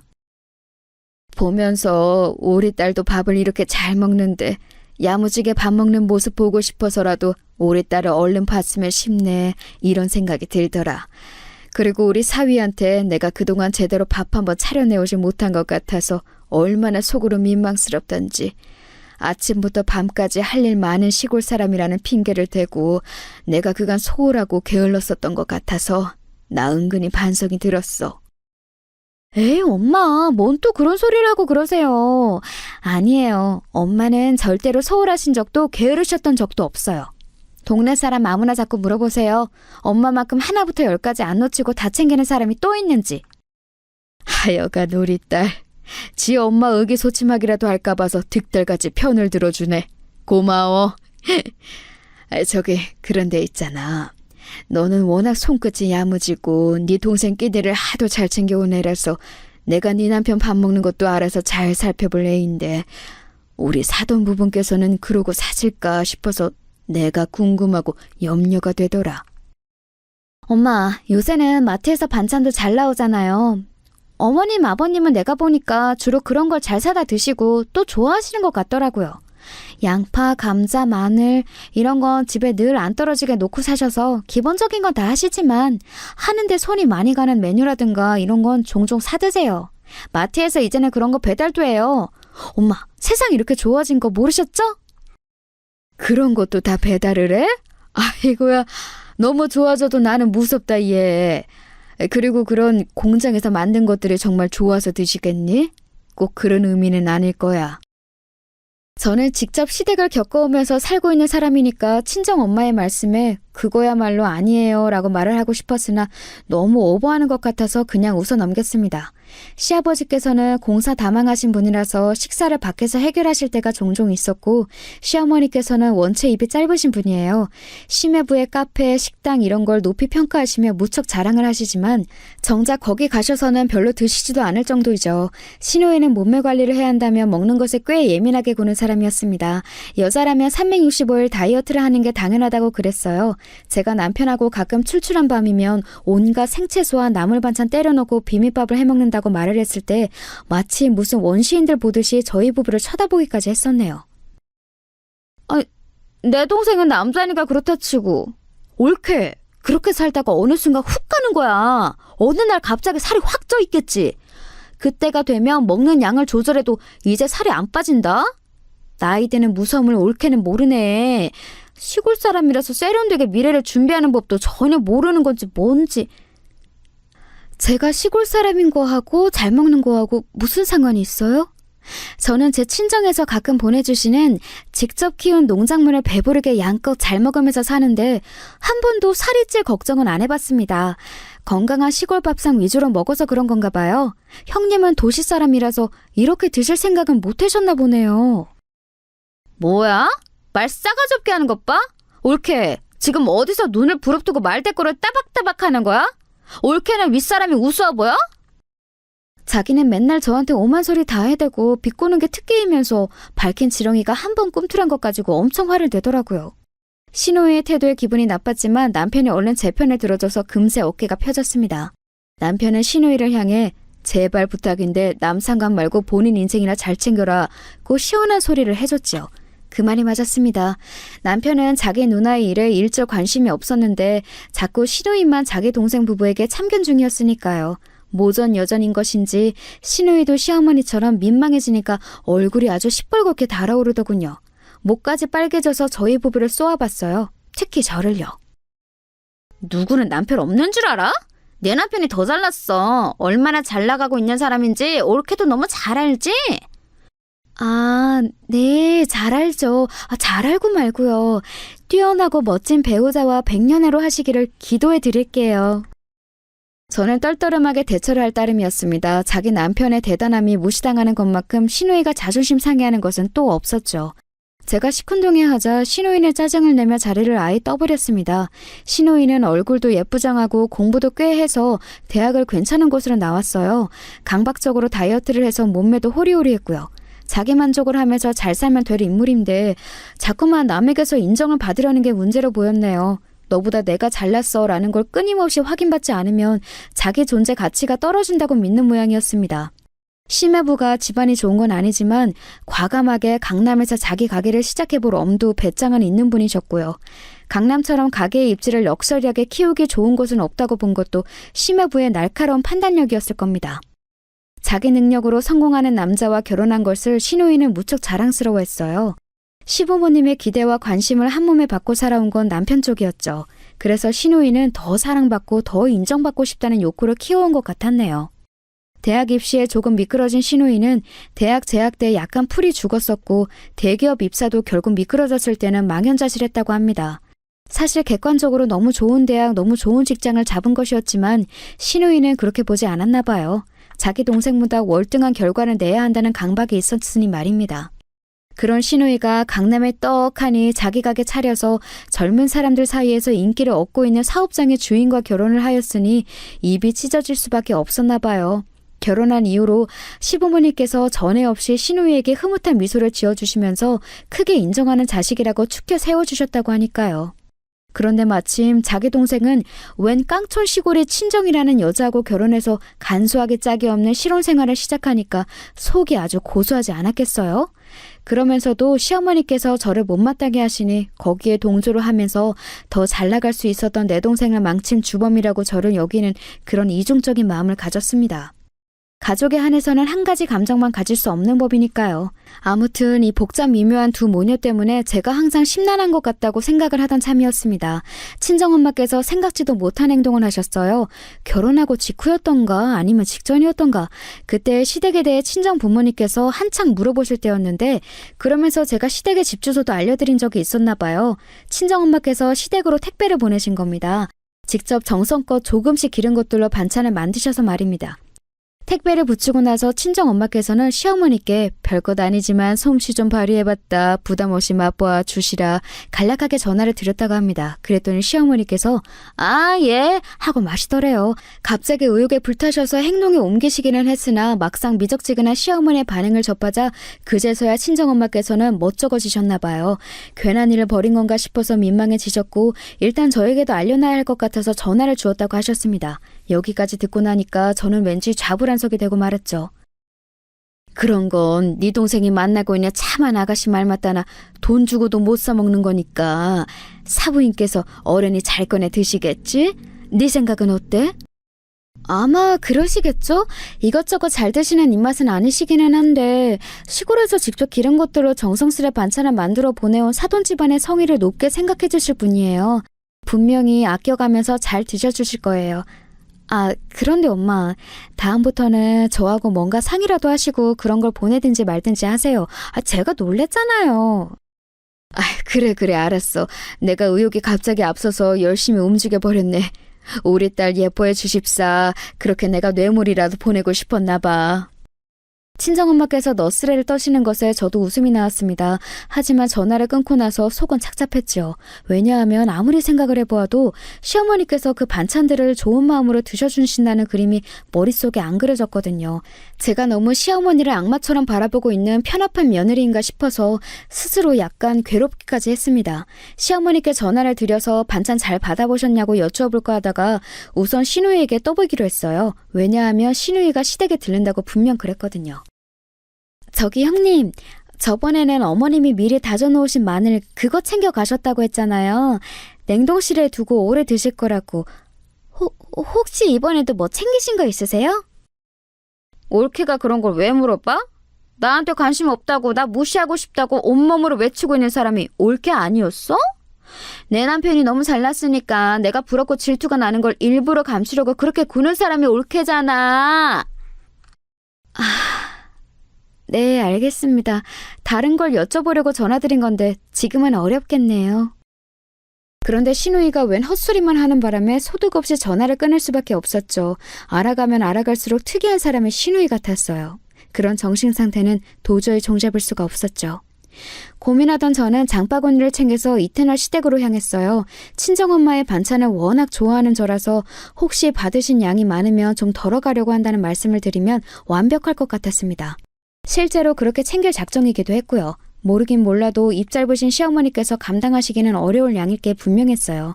그런 생각으로 도착한 시댁에서 저는 미심쩍은 정황을 포착하고 말았습니다. 시어머니께서는 지인분과 한창 통화 중이셔서 제가 들어서자 눈인사만 보내오셨고요. 그래서 저는 슬그머니 부엌으로 가서 친정엄마의 반찬을 확인했습니다. 그런데 없는 거예요. 아무리 살펴봐도 친정엄마께서 보내셨다는 그것들이 보이지 않았습니다. 시원한 날씨임에도 얼음팩을 2중 3중으로 싸서 보내셨다고 했으니 분명히 냉장 보관이 되어 있어야 할 반찬들이었거든요.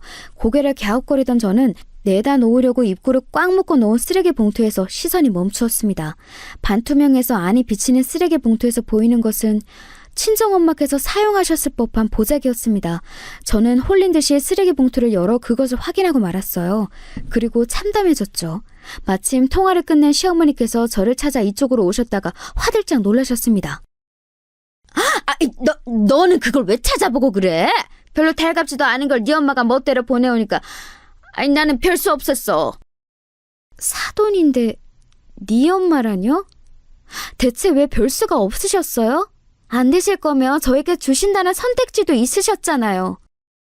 너한테 주면 우리 아들 입에도 그게 들어갈까 봐서 그랬다. 왜? 하여간에 괜히 시골 것하고 엮여서 내가 별거를 다 보겠네. 아유 귀찮아. 아유 정신없어. 시어머니께서 그렇게 외치시며 안방으로 들어가 버리셨어요. 저는 고스란히 쓰레기로 버려진 친정엄마의 반찬들을 보고 눈물을 흘렸습니다. 속상하다는 말로는 표현이 부족했어요. 버려진 그거 다 챙겨서 제가 집으로 가서 온 다음에 직접 버렸어요. 그래야 할 것 같았습니다. 제가 울적해 있으니까 남편이 눈치를 보면서 무슨 일이냐고 물었는데 대답하기도 싫었어요. 생각의 정리도 좀 필요했고요. 그런데 이튿날 친정엄마께 연락이 왔습니다. 알고 보니까 남편이 친정엄마께 여느 때처럼 안부 전화를 드리다가 제 얘기를 한 거예요. 표정이 너무 안 좋고 정황상 자기 집에 갔다 온 것 같고 웬 음식물 쓰레기 같은 걸 한 움큼 버리고 오더니 한숨을 쉬고 이런 식으로 남편이 다 떠들어 버렸는데 친정엄마께서는 단박에 감을 잡으신 겁니다. 무슨 일이 있었던 건지 말이에요. 택배 새로 보냈다. 아무래도 양이 사돈 내외 두 분이 드시기에는 많은 것 같으니까 네가 들러서 좀 받아가든지 그렇게 해. 제가 그 소리를 듣고 얼마나 놀랐던지 몰라요. 아니 대체 왜 또 이를 버리신 건지. 우체국 당일 택배라서 저녁에 시댁으로 도착한다는 건 알고 저는 퇴근을 시댁으로 했습니다. 친정엄마의 반찬을 챙기려는 마음도 있었고 단판을 지으려는 심산도 있었어요. 무례를 제대로 따질 작정이었죠. 시댁에 가니까 마침 시누이도 와 있더라고요. 그런데 시어머니와 시누이 둘 다 넋이 나간 얼굴로 부엌 식탁을 둘러싸고 서 있었습니다. 식탁에 친정엄마께서 보내신 택배가 풀어져 있는 것을 보고 제가 얼른 놀라서 다가갔죠. 시누이가 저를 먼저 발견했어요. 올케? 마침 잘 왔어. 설명 좀 해줘. 이게 어떻게 된 일이야? 시골 택배가 왔길래 피식 웃으면서 열어봤다가 이상한 걸 발견했어.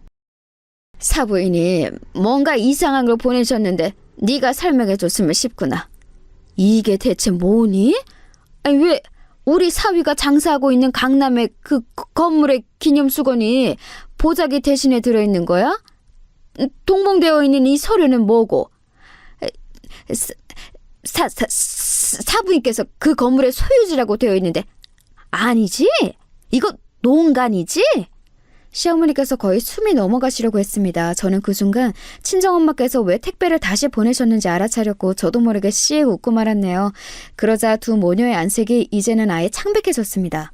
늘 빨갛게 달아오르는 것만 보다가 핏기 가시는 모습을 보니까 색다르더군요.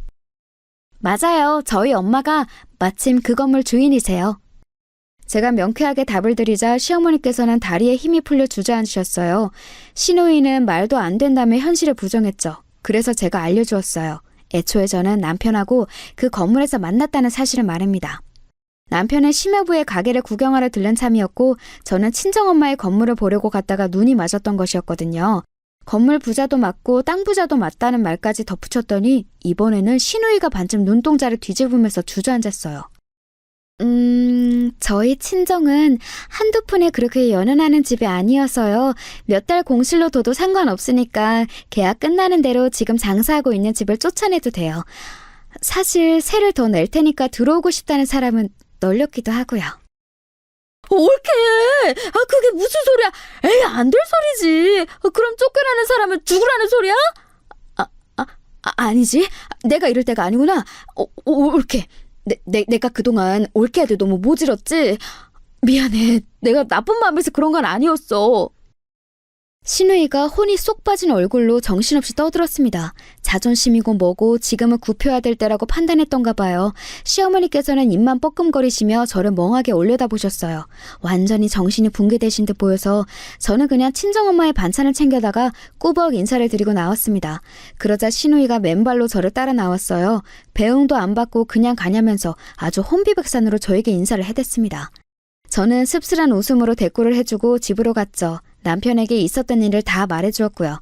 남편은 다른 것보다도 제가 그동안 소가리를 하면서 상처를 받아온 게 속상하다고 하면서 그 부분에만 초점을 맞췄습니다. 그때 생각했네요. 어찌됐든 이 남자와 결혼하기는 잘했다고 말입니다. 친정 엄마께도 상황을 보고 드렸고 감사하다고 사랑한다는 인사 또한 빼먹지 않았네요. 일확천금 생기자마자 서울에 건물 사두기를 잘했다고 하시면서 친정엄마께서는 2다리 쭉 뻗고 주무신다고 했어요. 저도 2다리 뻗고 잘 잤는데 다음날 한숨도 못 주무신 얼굴로 저를 찾아오신 시어머니께서 사과를 하셨습니다. 내가 미안하다. 진가를 알아보지 못하고 아둔하고도 어리석게 굴어서 면목이 없네. 부족한 시엄이 불쌍하게 여긴다는 마음으로 용서해주고 받아줄 수는 없을까? 남편이 이미 시어머니께 불같이 화를 낸 다음이었기 때문에 더더욱 안색이 좋지 못하셨죠. 저는 사람의 본성이라는 건 잘 안 바뀌기에 시어머니께서 저에게 진심으로 미안해서 이러신다고는 생각하지 않았어요. 하지만 제가 사랑하는 남편의 모친 되시는 분이고 새롭게 고부관계가 정립되었음을 알았기에 그 사과 받아들였습니다. 시어머니께서는 그 이후로 저하고 친하게 지내고 싶으신데 불쑥 다가가기에는 전에 자행하신 언행들이 있어서 몹시 망설여진다는 기색을 드러내시며 한동안 전전긍긍하면서 사셨어요. 신우이가 저에게 얼마나 딸랑거리며 아부를 떠는 사람으로 바뀌었는지는 설명이 필요하지 않을 정도네요. 어느 날은 술에 취해서 제 남편에게 결국 네가 이겼구나 라며 우는 소리를 해서 저를 당황시키기도 했답니다. 아무튼 지금 저는 애 2 낳고 키우느라 삭신이 쑤시는 엄마가 되었어요. 나날이 회춘을 하시는 건지 건강하셔서 감사한 친정 부모님과 저를 여전히 어렵게 생각하시면서 손주들을 열심히 봐주고자 하시는 시부모님 사이에서 아주 적당한 나날을 보내고 있답니다.